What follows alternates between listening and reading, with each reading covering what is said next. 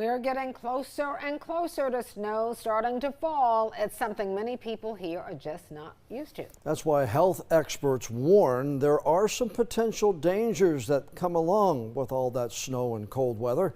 WECT's JC Caldwell in our courtyard tonight. You talked to some health experts, JC. Gave you several things to watch out for.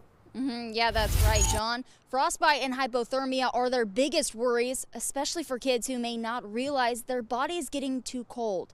But even just stepping outside your door for a second can put you at other risks. Good morning, everyone. We got a cold one out here. This aspiring meteorologist is right.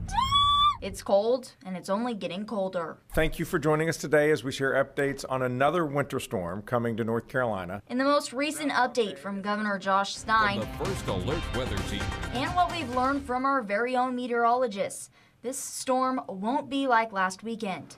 This time, we're getting snow, which could take you outside for some fun, or some not so fun things.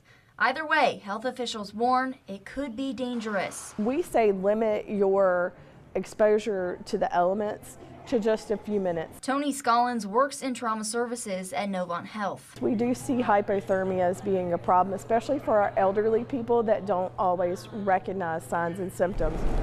Obviously, feeling cold, numbness in the extremities, you may feel dizzy, just confusion is a big one in kids especially. You may have some shortness of breath. Scollins says hypothermia can cause skin injury or even cardiac arrest. As far as other cold dangers, well, some of you have already figured it out. Yep, slipping on ice.